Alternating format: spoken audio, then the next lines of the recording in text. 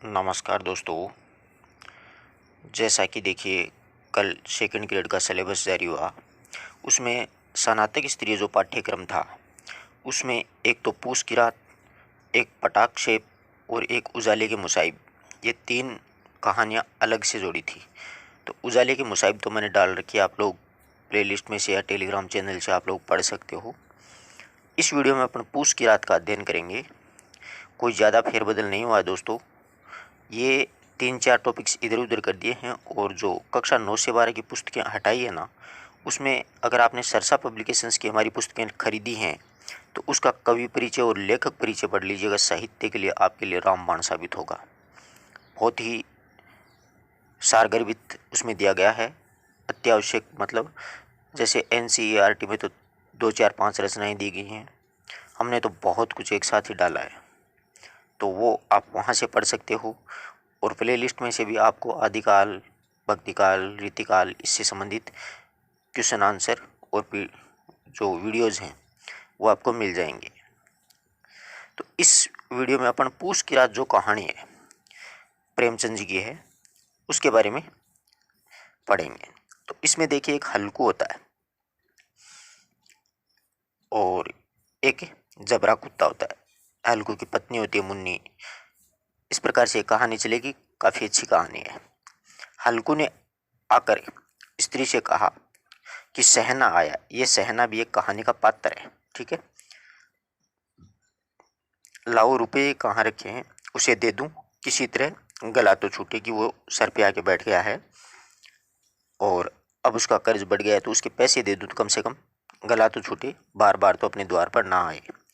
मुन्नी, जो कि हल्कू की पत्नी है, झाड़ू लगा रही थी, पीछे फिर करके बोली कि 3 ही रुपए हैं। यहाँ पर अच्छे प्रश्न पूछे जा सकते हैं कि कितने रुपए थे हल्कू के पास। 3 रुपए दे दोगे तो फिर कंबल कहाँ से आओगे, कि वो 3 रुपए की क्या लाना चाहता था, कंबल। माघ और पूस की रात हार में कैसे कटेगी, हार होता है मतलब खेत में, और उससे कह दो फसल पर दे देंगे, अभी नहीं है, कि अब उसको बोल दो सहना को कि अभी हमारे पास पैसे नहीं है भैया, जब फसल की कटाई होगी तब दे देंगे। हल्कू एक क्षण अनिश्चित दशा में खड़ा रहा। पूस सिर पर आ गया था, यानी सर्दी सिर पर आ गई थी। कंबल के बिना हार में रात को वह किसी तरह सो नहीं सकता था, यानी किसी तरह वो सो नहीं सकता, क्योंकि ज़्यादा सर्दी होती है ना ठंड में, और रब्बी की फसल थी। मगर सहना मानेगा नहीं, वो कहता है, मन ही मन ये सोच रहा है, गुड़कियाँ जमावेगा, गालियाँ देगा, यानी मतलब जिससे उधार लेते हैं ना, और जो आ जाता है अपने पास में, तो उसका डर बहुत खतरनाक लगता है। तो यही हालत यहाँ पर हल्कू की हुई। बला से जाड़े मरेंगे, बला से जाड़े मरेंगे, बला तो सिर से हट जाएगी, कोई दिक्कत नहीं है, सर्दी मर लेंगे, परंतु फालतू में ये रोज रोज आ जाता है मांगने के लिए, इससे पीछा छूटे। हर एक आदमी की यही स्थिति होती है कि जैसे तैसे भी हो, अपन परेशान हो लेंगे परंतु सामने वाले का कर्ज अदा कर दे, बस यही हल्कू सोच रहा था। ये सोचता हुआ वह अपना भारी भरकम डील लिए हुए, जो कि उसके नाम के झूठ सिद्ध कर रहा था, यानी हल्कू भारी भरकम शरीर था और नाम उसका था हल्कू, तो दोनों विरुद्ध हो गए ना, शरीर से भारी, नाम हल्कू, तो वो अपने नाम को सिद्ध करता हुआ स्त्री के समीप आ गया और खुशामदी, खुशामदी का मतलब होता है चापलूसी करना है, कि यार दे देना, क्यों परेशान कर रही हो।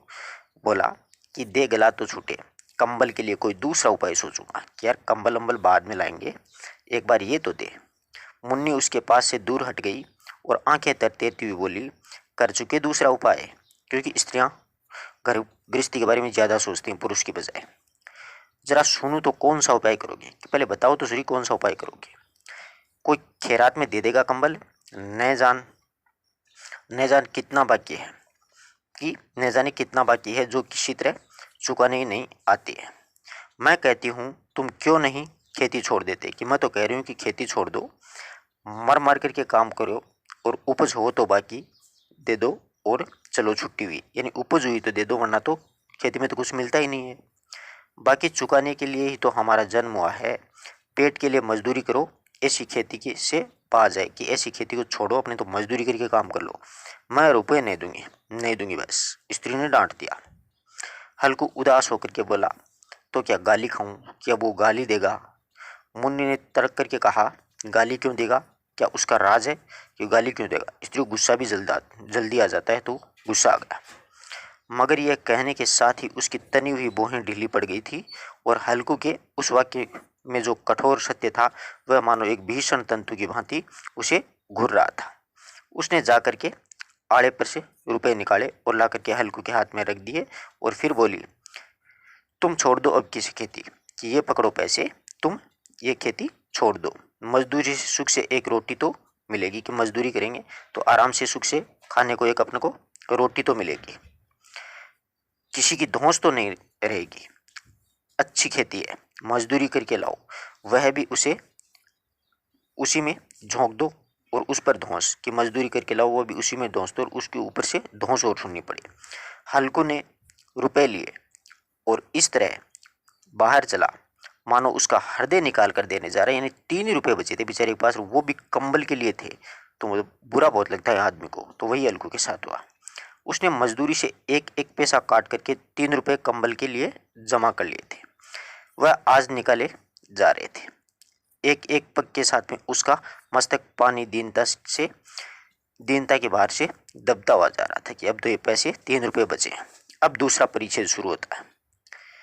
पूस की अंधेरी रात, आकाश पर तारे भी ठिठुरते हुए मालूम होते थे।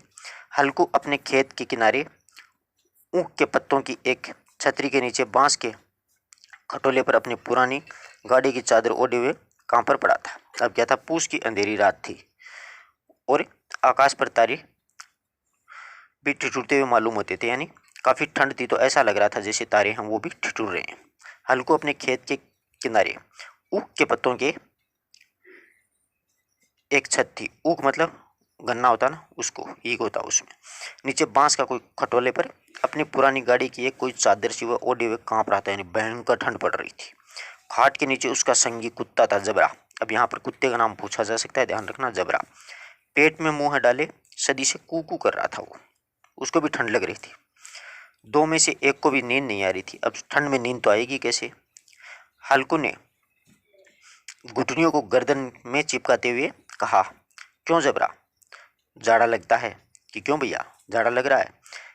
कहता तो था घर में पुआल पर लेटा रहे, कि मैं तुझे कह रहा था कि घर में आराम से वहीं पर बैठा रहे, तो यहाँ क्या लेने के लिए आया? अब खाओ ठंड, यानी यहाँ पर बैठे बैठे सर्दी मरो।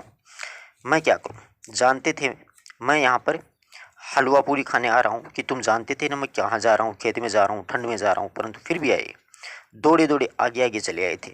अब रो नानी के नाम। अब उसको डांट रहा था कुत्ते को हल्कू।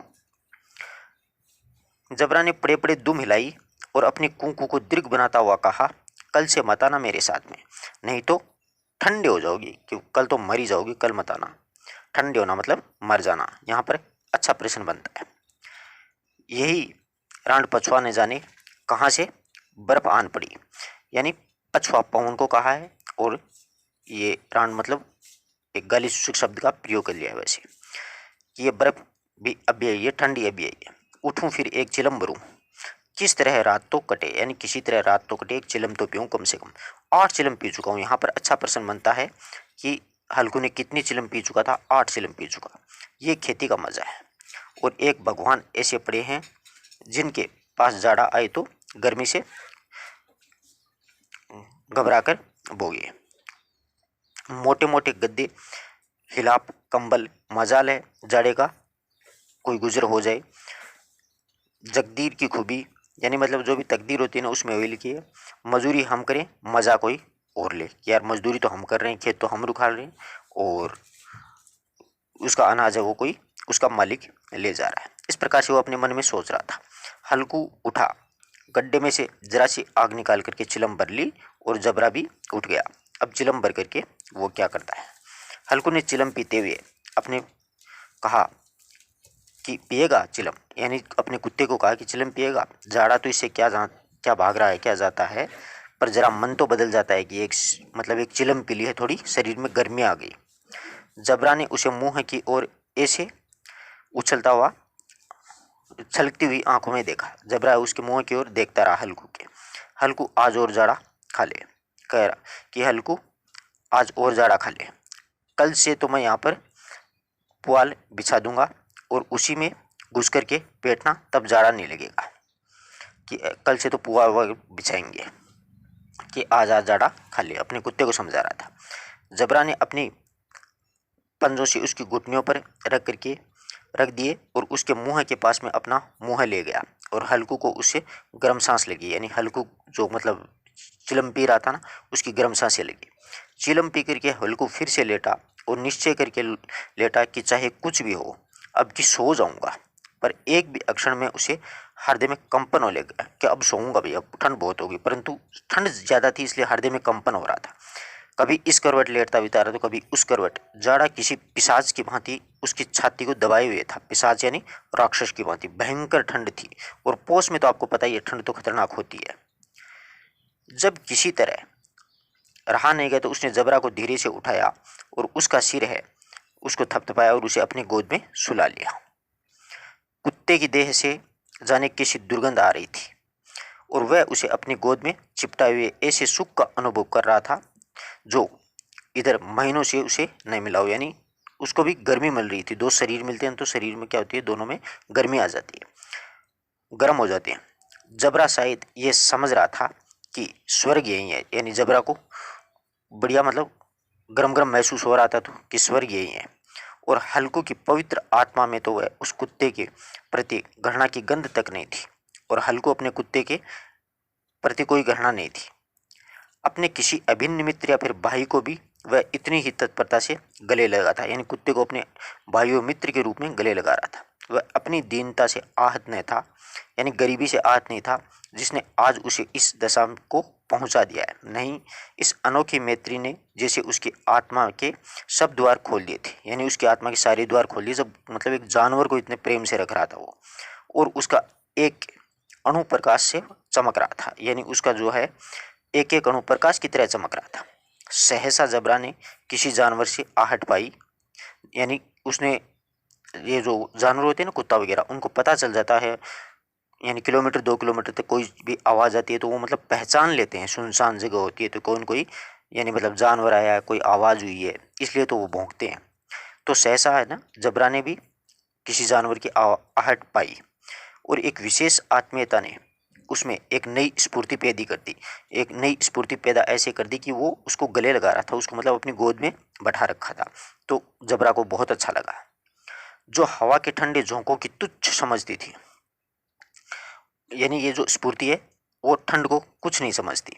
वह झपट कर उठा और छपरी से बाहर आकर के भौंकने लगा।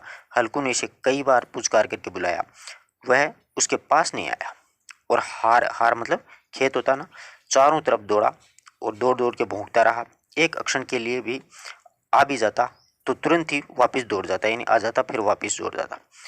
कर्तव्य उसके हृदय में अरमान की भांति उछल रहा था, यानी बहुत ही मतलब ये कर्तव्य मानने वाला था कि यहाँ पर हार में कोई जानवर ना आ जाए, मेरा कर्तव्य है इनको बाहर निकालूं। तो वो कर्तव्य को हृदय में अपने एक अरमान की तरह मानता था, यानी उसका एक अरमान था ये। अब तीसरा परिच्छेद होता है। 1 घंटा और गुजर गया। रात ने शीत को हवा से गदगदाना शुरू कर दिया। अब ठंडी हवा चलने लग गई। रात को हवा से गदगदाना शुरू कर दिया, यानी भयंकर ठंड बढ़ गई थी। अब हल्कू उठ बैठा, दोनों घुटनों को छाती से मिला करके सिर को उसमें छुपा लिया। फिर ठंड कम न हुई, ऐसा जान पड़ता था सारा रक्त जम गया। कहते हैं ना कि जैसे सर्दी में कुकड़ी बन गया तो वो हालत हो गई। धमनियों में रक्त की जगह हिम बह रही थी, यानी जैसे बर्फ बह रही हो। उसने झुक करके आकाश की ओर देखा। अभी कितनी रात बाकी है। सप्तऋषि अभी आकाश में आधे भी नहीं चढ़े हैं। सप्तऋषि यानी 7 तारे होते हैं ना, वो ये तारों के लिए है ये सप्तऋषि शब्द। आधे भी नहीं चढ़े, ऊपर आ जाएंगे तब कहीं सवेरा होगा। अभी पहर से ऊपर रात है, अभी तो काफ़ी समय पड़ा। हल्कू के खेत में से कोई एक गोली के ठप्पे पर आमों का एक बाग था, यानी हल्कू के खेत की से कोई एक मतलब गोली का एक ठप्पा था, उसमें क्या था, आमों का एक बाग था। पतझड़ शुरू हो गई थी, बाग में पत्तियों का ढेर लगा हुआ था। हल्कू ने यह सोचा कि चल कर के पत्तियों बटोरूं और उन्हें जला करके खूब तपूं कि ठंड बढ़ गई है तो कुछ थोड़ी मतलब गर्मी ले ली जाए, ताप हो जाए तो तपूं। जैसे रात्रि के समय में गांव के लोग अलाव जला करके तपते हैं ना ठंड में, वैसे रात को कोई मुझे पत्तियां बटोरते देखे तो समझे कोई भूत है, कि कोई देखेगा समझेगा कि भूत आ गया। कौन जाने कोई जानवर ही छिपा बैठा हो, मगर अब तो बैठ नहीं रहा जाता, कि अब बैठा नहीं रहा जाता भैया, अब तो तपना ही पड़ेगा। उसके पास से कि अरहर के खेत में जाकर के कई पौधे उखाड़ लिए और उनका एक झाड़ू बना करके हाथ से सुलगता हुआ उपला लिए बगीचे की तरफ चला गया था। तो यहाँ पर अच्छा प्रश्न यह बनता है कि किस खेत से वो पौधे उखाड़ कर लाया था, तो अरहर के खेत से। जबरा ने उसे आते ही देखा, उसके पास आया और दूध मिलाने लग गया, क्योंकि मालिक था ना इसलिए। हल्कू ने कहा, अब तो नहीं रहा जाता जबरू, चलो बगीचे में पत्तियां बटोर कर तापें, टाटे हो जाएंगे तो फिर आकर के सोएंगे, यानी गर्म हो जाएंगे ना आराम से, अभी तो बहुत रात है। जबरू कू कू करके सहमति प्रकट की और आगे बगीचे की ओर चल पड़ा। बगीचे में खूब अंधेरा छाया हुआ था और अंधकार से निर्दयी पवन पत्तियों को कुचलता हुआ वह चल रहा था, यानी अंधकार के समय निर्दयी पवन पत्तियों को कुचलता हुआ वह चलता जा रहा था। वृक्षों से ओस की बूंदें टप टप नीचे गिर रही थी, यानी ओस धुंध आने की संभावना थी, तो वो बूंदें गिर रही थी। ये बगीचा किसका था? ये बगीचा आमों का बगीचा था। ठीक है, अब देखिएगा, इसने मतलब यहाँ पर एक जगह आया था ना, एक बाग था, तब पे आम का एक बाग था। ठीक है, तो उस बाग से वो लाता है।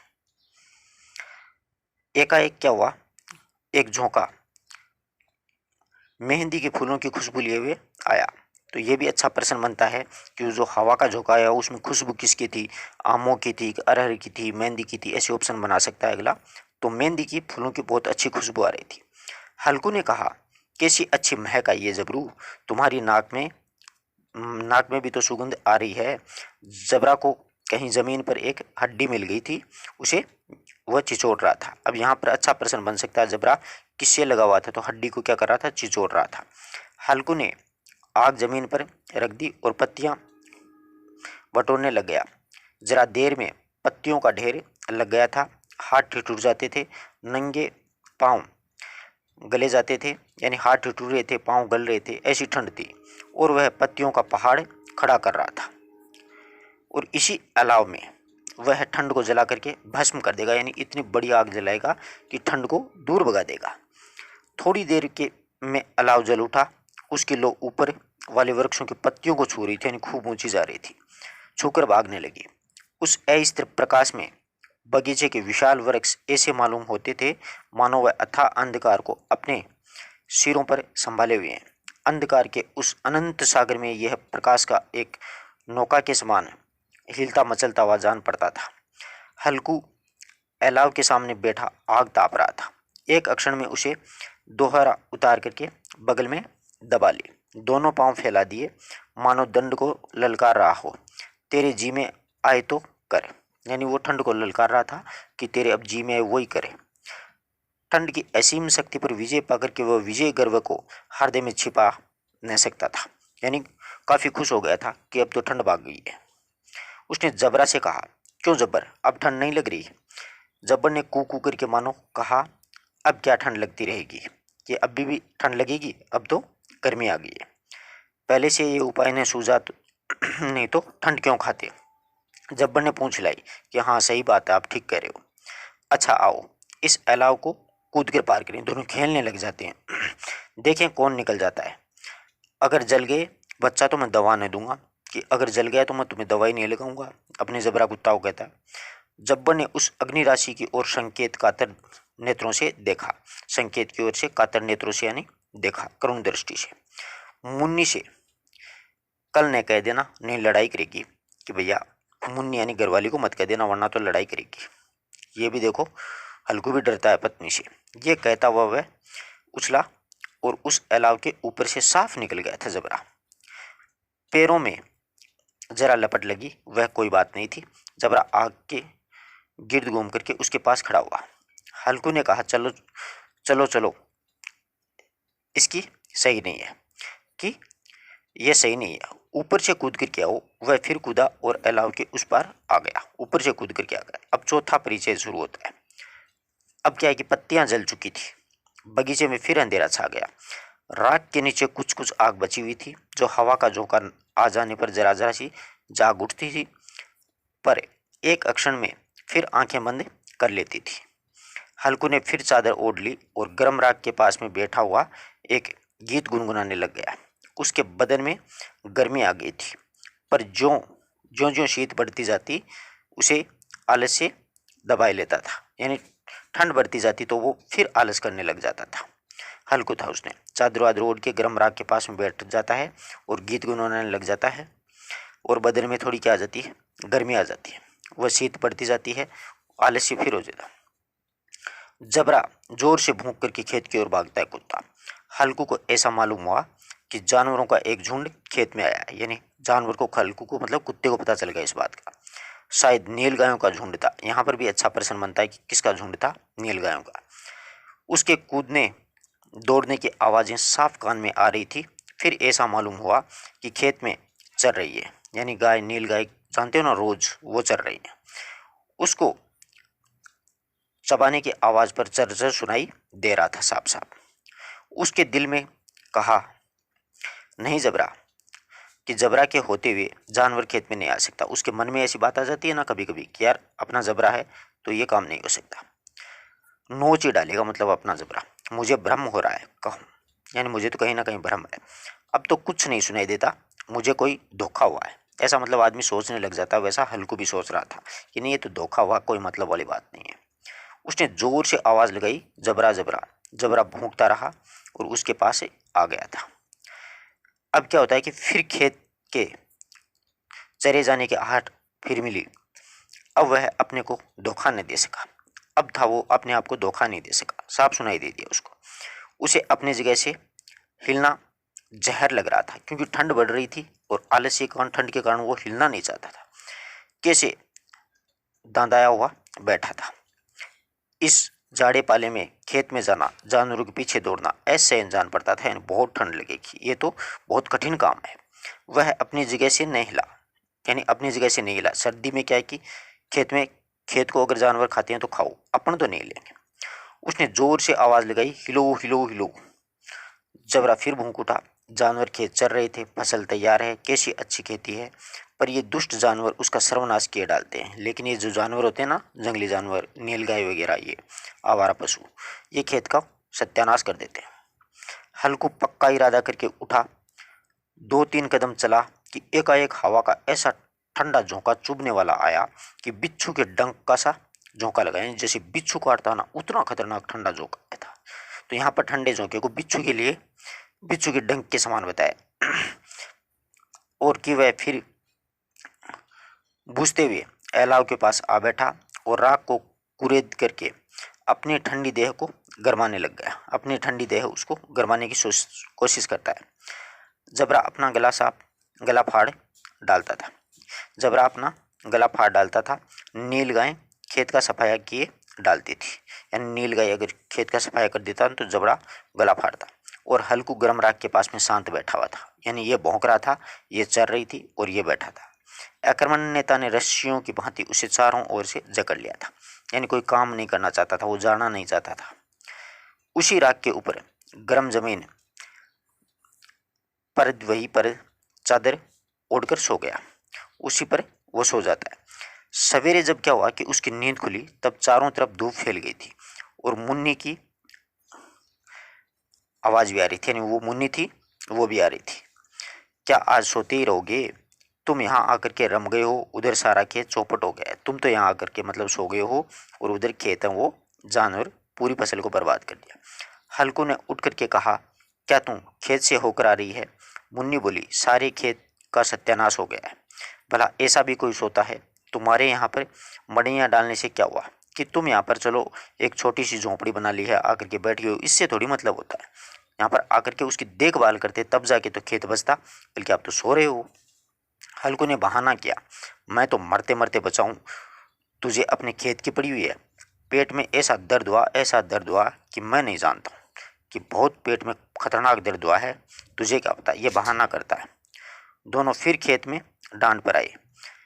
यानी फिर खेत की सीढ़ियों पे आते हैं और देखा सारा खेत रौंदा हुआ है और जबरा मड्डियाँ के नीचे चित्त लेटा है, मानो प्राणी न हो। वो भी सो गया बेचारा, काफ़ी समय से वहीं पर था।